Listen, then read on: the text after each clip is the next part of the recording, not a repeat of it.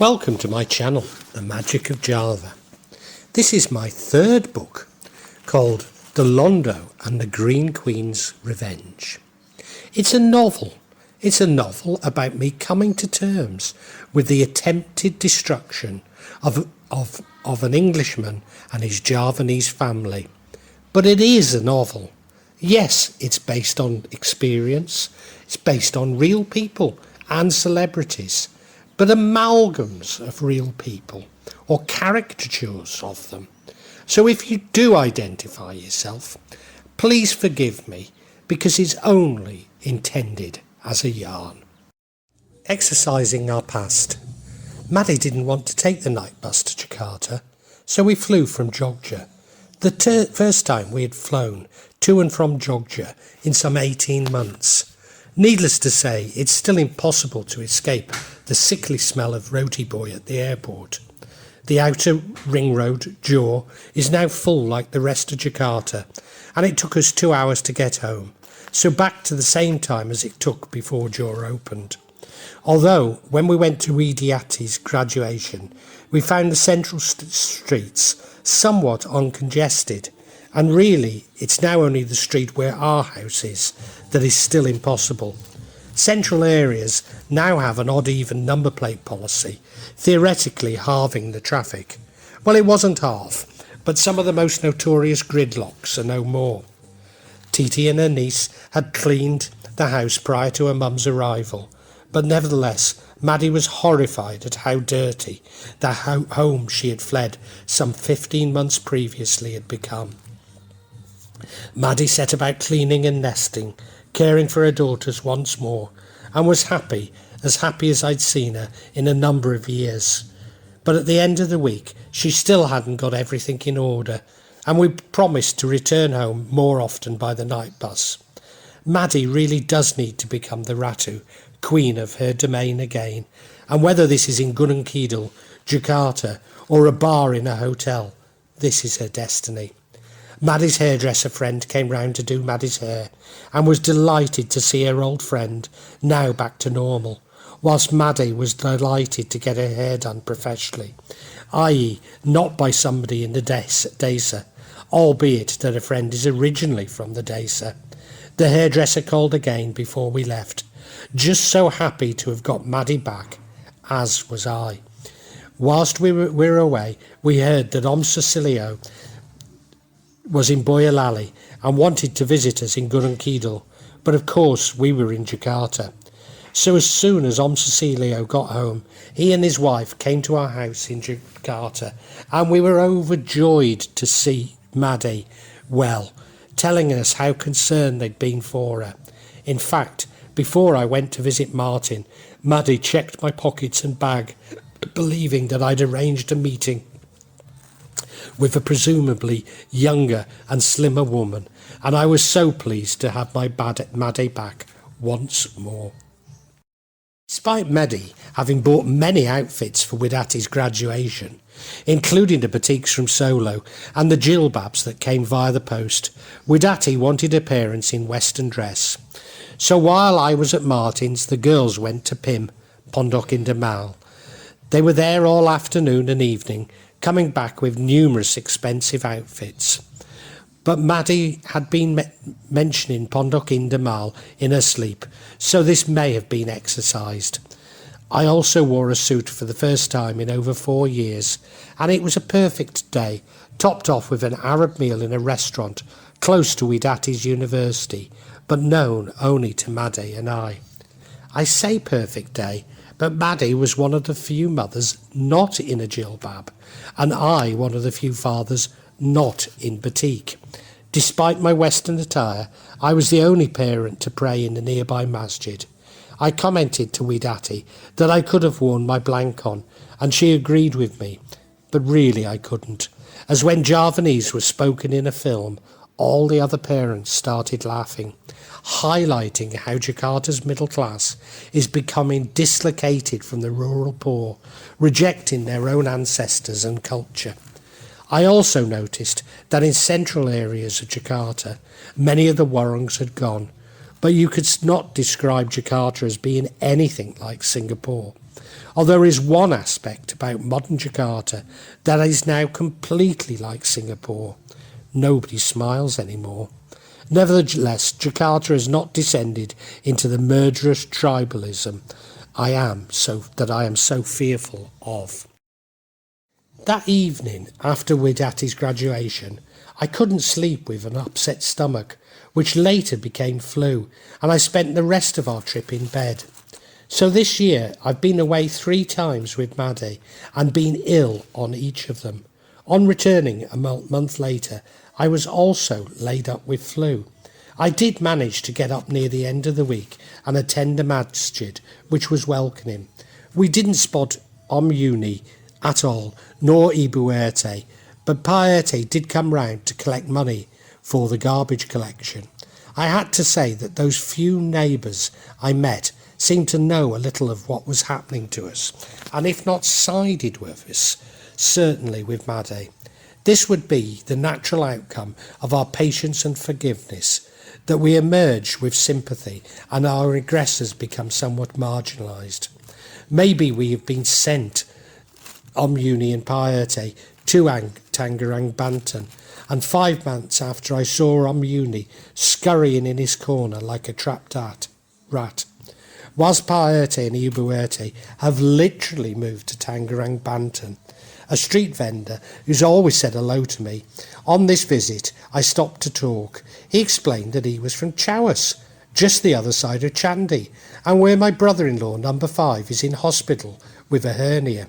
Only 2 weeks later, not to be outdone, the Dukan brother was also admitted with a hernia. Nevertheless, I'm in no hurry to test my views on the neighbours by moving back to Jakarta. The news from Bude was somewhat predictable, as she complained of many minor ailments, which she believed the Dukan brother had sent to her. Maddie expressed her concern that we would never end a feud, with Bude's mind constantly on overdrive. She also said that her brother was not capable of sending illness to another, as his powers were very rudimentary. I reminded Maddie that our home was currently overrun with flies from the chicken farms, and that Bude's bad stomach was probably a result of the flies being all over the food. What this conversation really illustrated was that my wife is now back to normal and a sensible member of the family, which she always had been. On returning from Jakarta, we visited Pak Karno, who found that Maddie had picked up a spirit from Bude's old bedroom in Jakarta, but that it could not take hold and was leaving. He proclaimed Maddie to be well and asked us to arrange a slamatan at our home to give thanks, which our diminutive relative led, despite being a Muhammadiyah imam who are supposed to oppose such practices. Whilst it fell short of necromancy, there were elements of ancestor worship, again frowned upon by Muhammadiyah. But then we are in Gunung Kidul. I don't know if it reflected our own increase in religious conformity, Indonesia's sharp move towards conservatism, or a recognition that the Dukan brothers' power was over. But this Salamatan was much like those Nahdlatul Ulama gatherings in other parts of Indonesia, where using the Yasin and women separated from the men.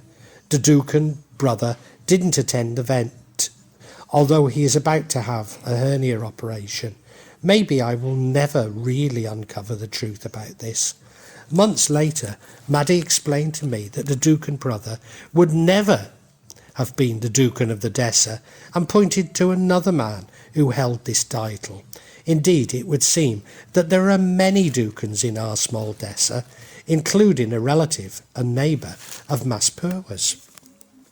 Despite this reassurance, Maddie is still crying out in her sleep every Monday and Thursday nights, or Tuesday and Friday to an Indonesian, burping when she prays, and particularly on Thursdays, complaining of heat at the base of her back. I think now I finally understand. Maddie can feel secure that someone is fasting at these times and attempting to send entities to her. But as Pak Karno says, she is strong enough to fight them off, albeit this is exactly where we started some 2 years ago. The difference is, when before we suspected that someone wished us harm, it sent us into a spiral of mistrust, paranoia, and seeking an immediate solution. Now we simply laugh it off, and laugh off the intent. If our adversaries are so filled with greed and hatred that he wants to fast twice a week and stay up all night trying to send malevolence to us, we should pity, not fear them. Now this is the retribution that we'd been told that with patience would come. The less effect they have on us, the more desperate and crazier they become. The same is true of the delete. They deserve our pity because they are so consumed by greed that they can never sate. Indeed, they do not so much enslave us as merely facilitate our hyper-reality. They are simply the projectionist in Plato's cave, especially the celebrity rich. Rani is an old friend of Widati's of Indonesian descent. Rani's family are from Makassar and distantly related to Bulan. Although the family are wealthy, Rani was neglected as a child and Maddie would feed her. Since Maddie's breakdown, Rani has been of great help to Widati, stepping in, comforting her and staying in our house. Rani also invited her boyfriend into our bed, which seemed to cause more trouble with our neighbours.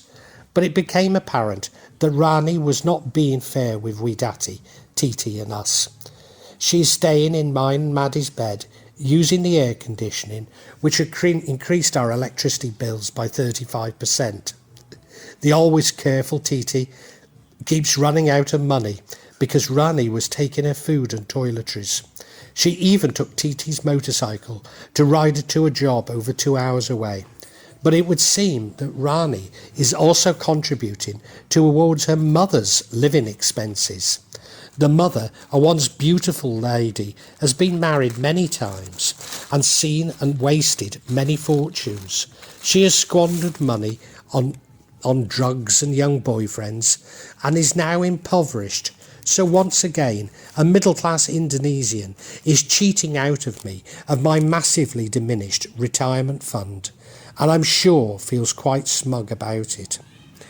Greed is a bottomless pit which exhausts the person in an endless effort to satisfy the need without ever reaching satisfaction. Eric Fromm, Escape from Freedom. The situation was resolved when Maddie found a crack pipe in Rani's belongings and told Rani to leave. You see, should our home ever be raided, the Indonesian police would delight in claiming and prosecuting and executing me as a major international drug dealer simply because I'm a foreigner. Maybe I now understand the importance of moral absolutism. Whilst we all find JFK's assassination, September the 11th, the Holocaust evil, a life is sacred and the only person who can judge is God. So had I killed Omuni or Pa RT, and believe me, I came very close, then no one has any right to judge if this is more or less bad than the heinous crimes I have mentioned. This is the point about our leaders.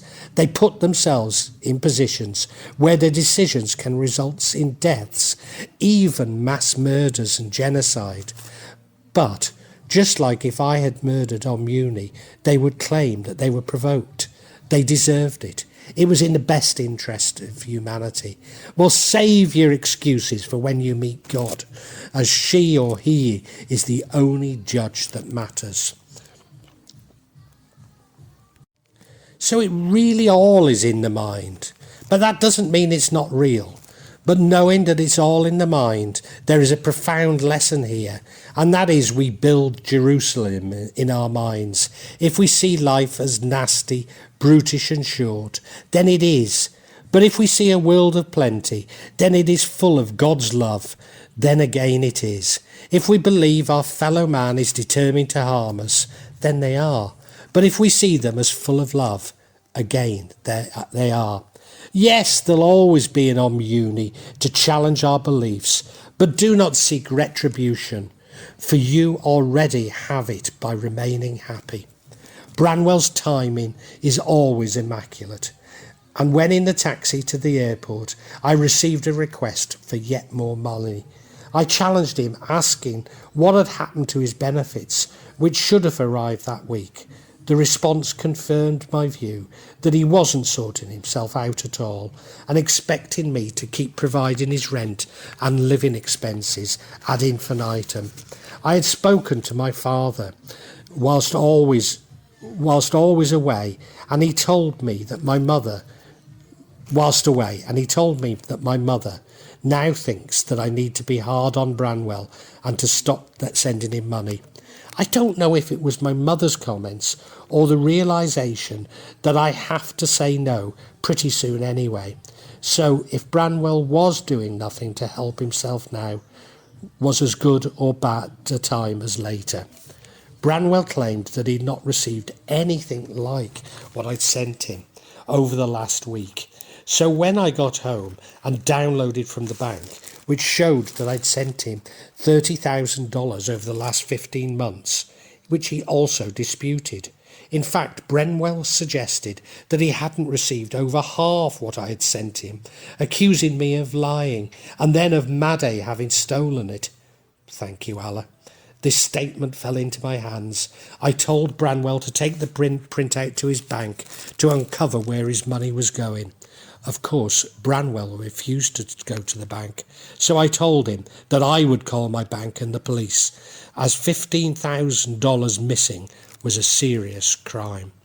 Some time ago, I asked if it was selfish to love someone, and the answer is yes. Certainly, if you have not already learned to love yourself and the universe. For if I no longer blame myself for Branwell's circumstances, I must now accept that Skunk, not I, am to blame. Of course, my partner and I should have sorted our differences before having a child, and there is much I could have done to be a better parent. But that is the past, and bankrupting myself through guilt helps nobody.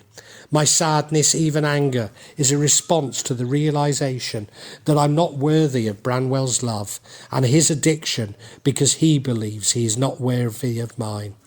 But feelings lie inside each of our psyches. We can only resolve this by loving ourselves, and for me this includes no longer sending Branwell money. Will Branwell survive? I really don't know, but that's between him and Allah, and I have played at being God for too long. I now need to focus on my health and my Indonesian family, because I cannot go through another 2 years like the last. God bless you, Branwell, but I am still the child, because I could not take the final step until I had my mother's approval. I felt this to be a suitable ending to this episode, maybe even the end of my yarns, but Branwell contacted me once again, telling me that he was starving. I discussed the $30,000 I'd already sent him, and he again accused Maddie of having stolen it. But when I kept countering his arguments and proving him to be wrong, he broke down and apologised, saying that he was confused and unable to look after himself. Yes, Branwell is that passenger on the bus who tells you that he has an atomic bomb inside his Morrison's bag. Why, oh why, could his mental health team have not shared this with me? In fact, their silence and inactivity have contributed towards misleading me and wasting $30,000. Why? Because they've conspired with his mother to force him into sheltered accommodation, which probably is in his best interest.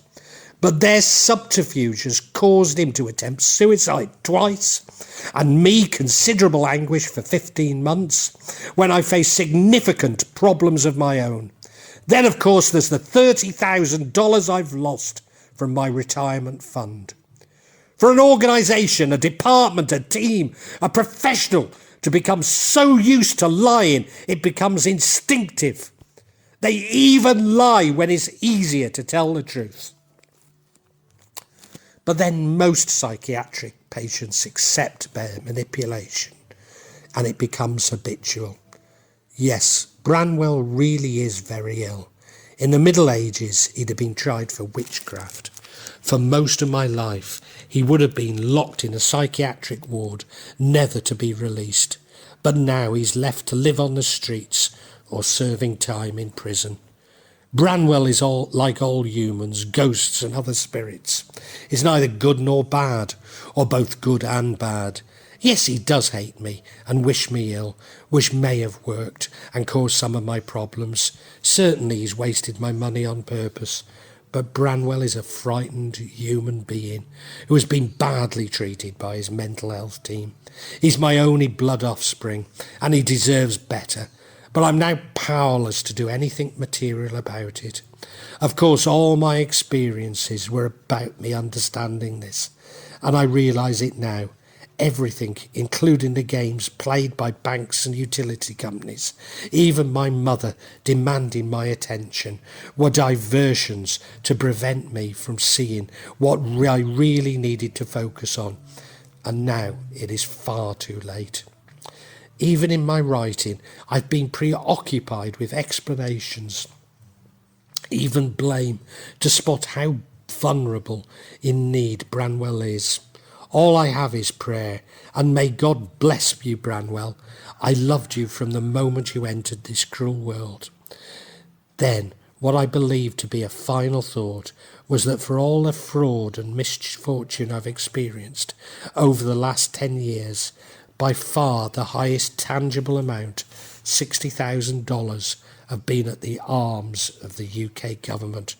So for all its corruption, Indonesia has only cheated me out of a small part of my retirement fund compared to my country of birth. Well, that concludes this chapter from my book, The Londo and the Green Queen's Revenge, which is my third book in the series. I do hope you've enjoyed it. I'm hoping to add further chapters about every week, and so far I've managed to do this. If you'd like to hear more from me, then please subscribe and hit the bell. That way you get notifications of when a new chapter is released. In addition, I don't seem to be working very well with these algorithms on YouTube, and my videos really aren't being promoted as they should. So if you could also hit the like button and sort of make some comments, I think that will help me to get noticed. I hate to ask you that, but I really do need more viewers. But thank you for this viewing. Thank you so much.